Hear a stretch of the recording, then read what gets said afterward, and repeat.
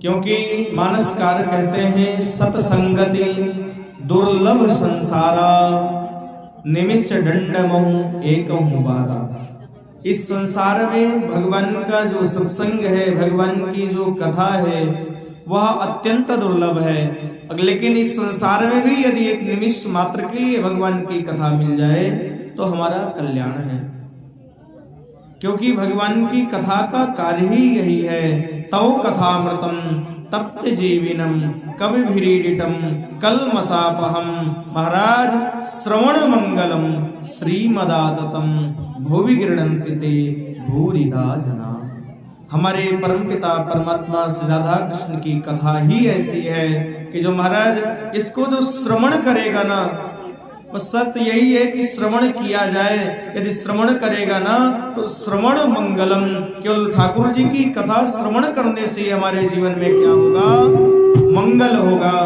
जब ऐसे ठाकुर जी की कथा को हम श्रवण करेंगे तो हमारे जीवन में मंगल ही मंगल होगा। क्योंकि वो है कौन? मंगलम भगवान विष्णु, मंगलम गरुड़ध्वजः, मंगलम पुंडरीकाक्षः, मंगलाय तनोहरि। ऐसे परमपिता की अगर हम एक क्षण भी, जो भी समय मिले, उस समय में हमें भगवान के नाम का कथा को श्रवण करना चाहिए, नाम का स्मरण करना चाहिए। नाम रूप लीला धाम का हमें और आपको सभी को श्रवण करने का शुभ अवसर यहाँ पर प्राप्त हो रहा है। जैसा कि भक्तवत्सल भगवान की जय। तो जब भगवान की बहुत बड़ी कृपा होती है तब जाकर के हमें और आपको भगवान की कथा श्रवण करने का अवसर प्राप्त होता है। अरे क्षणार्धम क्षेमार्धम, जो भी क्षण मिले उसमें भगवान का भजन करना चाहिए। एक बहुत सुंदर कथा आती है। एक बार की बात है, श्री नारद जी महाराज क्षीरसाई भगवान नारायण के पास में वैकुंठ में पहुंचे और पहुंच करके बोले कि हे प्रभु, आप इन संसार वालों को इस संसार में आप भेज तो दिए हो, लेकिन ये सब आपका नाम स्मरण नहीं करते हैं, आपकी कथा को नहीं श्रवण करते हैं। प्रभु ने कहा, अरे नारद, ऐसा क्यों नहीं करते हैं? नारद जी ने कहा, इन संसार वालों के पास में तो समय ही नहीं है। गृह कारज नाना जंजाला ते अति दुर्गम शैल विशाला। इनके पास में इतना नाना प्रकार के अनेकानेक कार्य हैं, ये आपका भजन कहाँ से करेंगे?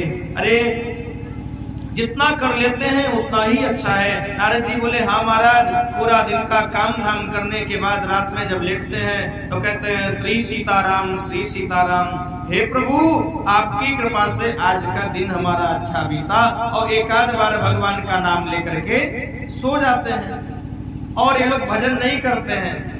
तो प्रभु ने कहा, इतना क्या कम करते हैं? तो प्रभु सोचे ऐसे काम नहीं बनेगा। आज नारद जी महाराज को उदाहरण देकर के ही समझाया जाए। नारद जी महाराज तो अपने दोनों हाथों में सुंदर करताल लिए हुए श्रीमन नारायण कीर्तन करते हैं। आज प्रभु ने कहा, इस बीड़ा को रखो नारद, और ये लो अमृत से भरा हुआ या कुंभ है, घड़ा है, और इसको अपने दोनों हाथों में लेकर के और जाओ, पूरी पृथ्वी की परिक्रमा, तीनों लोकों की परिक्रमा करके आओ। एक बात याद रखना, भगवान नाम स्मरण मत भूलना, और इसमें से एक भी बूंद अमृत कहीं गिरे ना, इसका ख्याल रखना। अब तो नारद जी महाराज वहां से उस कुंभ को लेकर के चलते महाराज अपने पिताजी ब्रह्मा जी के पास गए। भगवान नारायण से मिलकर के चले थे।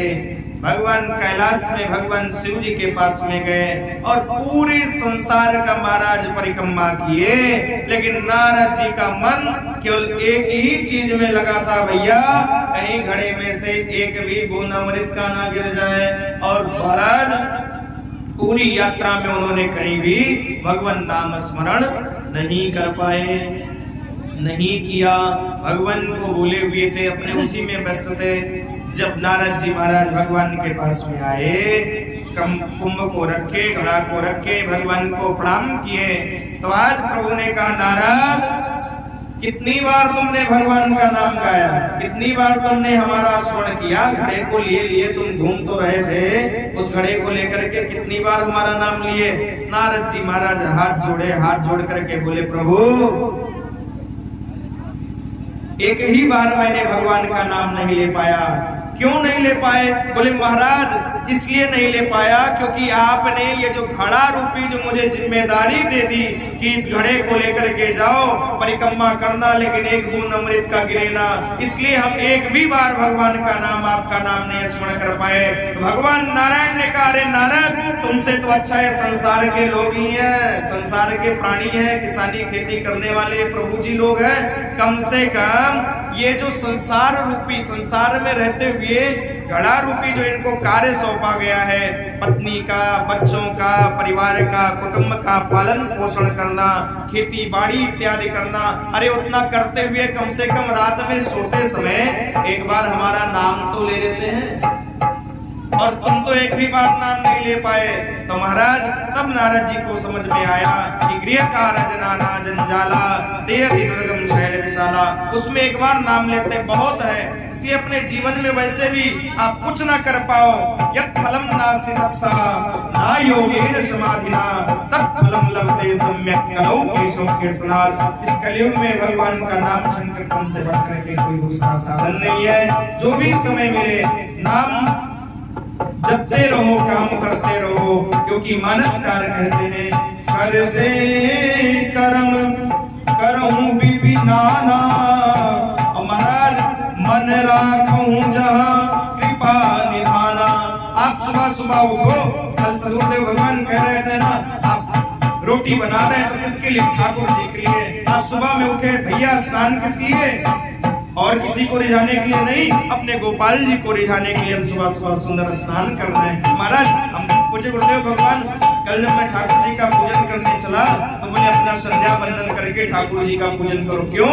देवो भूत्वा देवम यजेत, स्वयं देवता बन करके फिर देवता की पूजा करनी चाहिए ठाकुर जी की। और एक बात और आपको व्यवहारिक बताऊं, आपका बालक सुबह सुबह आप सैया पर लेटे हो, आपसे पहले करके सुंदर स्नान करके तिलक इत्यादि लगा करके आए और अभिवादन करके बोले पिताजी आप उठो, कितना अच्छा लगेगा आपको? लगेगा ना? ये अच्छा लगेगा कि अच्छा लगेगा कि आप जा करके जगाओ? वो नहीं अच्छा लगेगा, अच्छा ये लगेगा कि आपको आकर के वो जगाए। तो इसी प्रकार भगवान को भी हम और आप स्वयं तैयार होकर के भगवान की सेवा करें। तो अपने जीवन में हम जो कुछ भी करें ठाकुर जी के लिए करें, ठाकुर जी के लिए तैयार हो, ठाकुर जी के लिए वस्त्र पहने, तो वो अपना सारा कार्य हमारा भजन हो जाए। अलग से माला लेकर बैठने की जरूरत नहीं है, जो कर रहे हैं वही ठाकुर जी के लिए करें। हे प्रभु श्री विष्णु अर्पणमस्तु, मेरा जो कुछ भी मैंने किया वो मैं आपको अर्पण कर रहा हूँ। तो वह सब क्या हो जाता है? भगवान का भजन हो जाता है। इसलिए मैं एक ही बात कहूंगा महाराज, एक घड़ी आधी घड़ी आधी में बुनियाद। क्यों? क्योंकि खड़वांग नाम के राजा महाराज एक मुहूर्त में कल्याण हो गया उनका, 24 मिनट में उनका कल्याण हो गया। तो महाराज एक घड़ी आधी घड़ी आधी में बुनियाद, और तुलसी संगति साधु की हरई को अभ्यास। तो हम और आप परम सौभाग्यशाली हैं जो कि सुंदर सत्संग करने का अवसर प्राप्त होता है। तो जो भी जीवन में समय मिले उस समय को व्यर्थ ना गवा करके भगवान का भजन करते रहना चाहिए, संसार के भी कार्य करते रहना चाहिए, सांसारिक कार्य को भगवान को समर्पण करते हुए जीवन में आगे बढ़ना चाहिए। क्योंकि शरीर की सार्थकता कब है? मुखे पवित्रम यदि राम नाम। हमारा मुख महाराज इतना बड़ा शरीर प्रभु ने दिया, क्या कम कृपा है? लोग कहते हैं कृपा नहीं है, अरे आप भोजन कर रहे हैं, भोजन पच जा रहा है, ये भी बहुत बड़ी ठाकुर जी की कृपा ही है। तो मुख कब पवित्र होगा?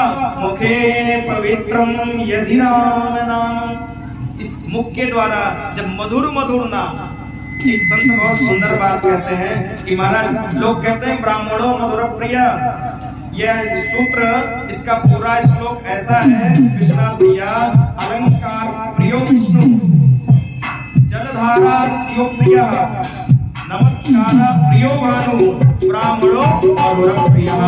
भगवान नारायण को अलंकार प्रिय है,